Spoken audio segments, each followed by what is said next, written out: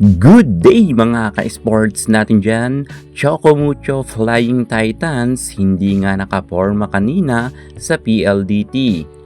Sabi Davison, nagpakawala nga ng 15 points attack, 3 block and 1 ace kung saan naka 19 na puntos nga siya. Samantalang pagdating nga dito sa Choco Mucho, tila ba hindi talaga sila nakaporma sa PLDT dahil sa baba nga ng mga nakuhang scores ng team ng Titans. Anong nangyari sa Choco Mucho at bakit ganito ang naging score nila? Nagtapos ang kanilang laban sa score na 25-21, 25-20 at 25-19. Hindi man lang nakakuha kahit isang set ang Titans pagdating sa PLDT. At tila ba walang nag-shine na mga players sa Titans. Hindi kagaya sa PLDT, umariba talaga ng puntos ang mga players dito. Pagdating nga sa Titans, mukhang natamime nga sila kanina sa naging laban nila kontra sa PLDT. Maraming mga pagkukulang ang mga players ng Titans. Pag-uusapan natin ngayon ang mga butas kung saan nga sila nadali ng PLDT at bakit natalo ang Choco Mucho kahit sabihin natin na malakas nga ang kanilang import. Panoorin ang kanilang rason. Pero bago lahat, kung bago ka sa aking channel, subscribe na, click ang ating notification bell para lagi kang updated sa lahat ng issues sa volleyball. Susunod na.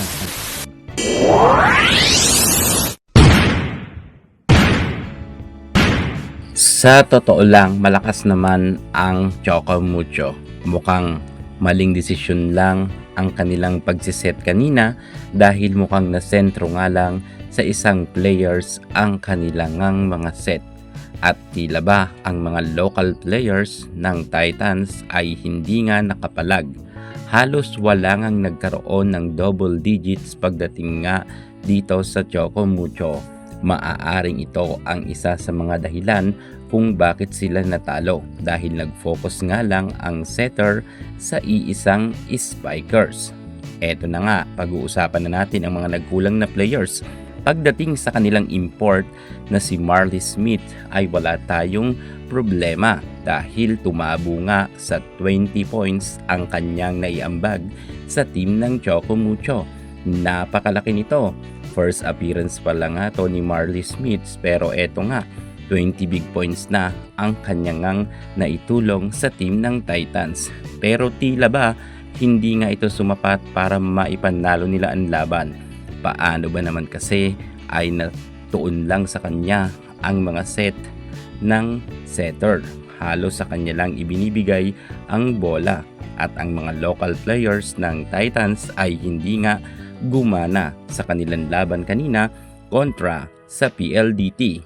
Mapapansin natin noon na wala nga si Marley Smith pero tinalo ng Titans ang signal kung saan umariba nga ang mga local players ng Titans. Pero kanina, tila ba wala talagang kapalag-palag ang mga players ng Choco Mucho.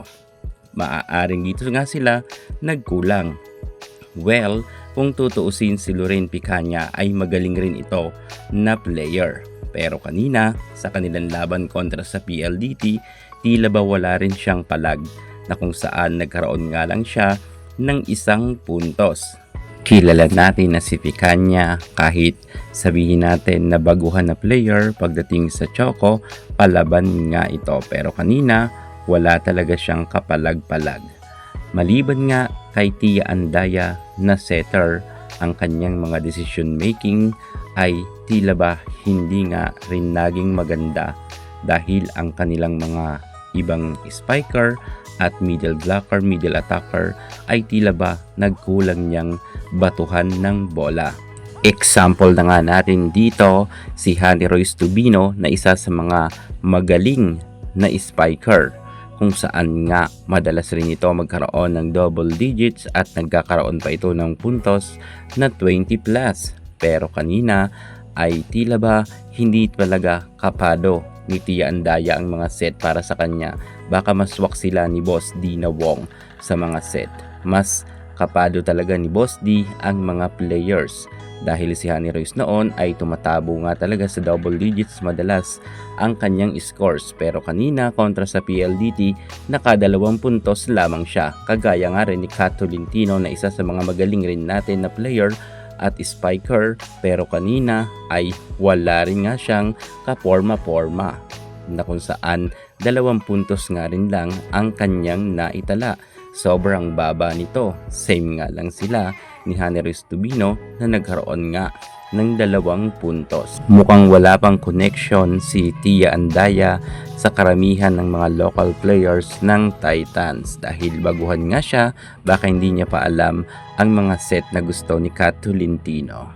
Grabe diba? Sobrang baba talaga ng naipuntos nga ni Kat Tolentino. Speaking sa mababang naipuntos, kahit nga babad rin, itong si Dindin Santiago Manabat ay nagkaroon nga rin lang siya ng 3 puntos. Sobrang baba rin ng naiambag nga ni Manabat. Talagang hindi sasapat na manalo nga sila dahil tulad ng sabi ko, ang karamihan ng mga players nga pagdating dito sa Titans, yung mga local players ay hindi talaga nagkaroon ng double digits at sobrang bababa talaga ng kanilang mga naipuntos. Matangkad si Manabat at magaling, pero nagkaroon nga lang siya ng 3 puntos. At kahit nga si Aduki Ogunsanya na isa sa mga masasabi nating magaling na rin na middle blocker, middle attacker ng kapanahunan niya sa De La Salle, ay tila ba ngayon ay mukhang kinukulang na nga siya ng power. 4 na puntos lang nga rin ang kanyang naitala. Well, ito na ang ikalawang pinaka malaking puntos sa local player. 4 na puntos lang nga ang mataas, si Aduki Ogunsanya at itong si Cherry Nunag. Ang dalawang middle blocker, middle attacker nga ng Titans ay 4 na puntos lang ang naiambag.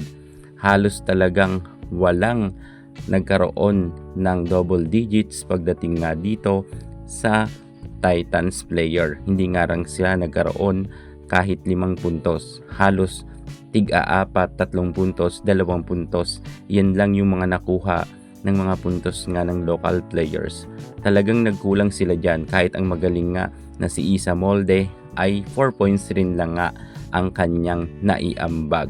So kitang-kita naman natin mga ka-sports na nakatutok lang talaga ang mga setter nga, maging si Boss D or si Tia Andaya ay nakatuon nga lang sa kanilang import dahil nagkaroon ng 20 points.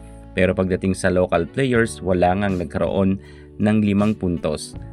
4 points lang ang second na pinakamataas na naitala sa local players, kung kaya nga sila natalo. Well, ganun talaga, may nananalo, may natatalo. Importante, lumaban naman ang Titans. Bawi na lang nga sila sa next game. Yan muna ang pinaka-latest natin sa mundo ng volleyball. At para hindi ka muli sa lahat ng issue pagdating sa larangan sa volleyball, anong pang hinihintay mo? Subscribe na. Thank you so much. God bless.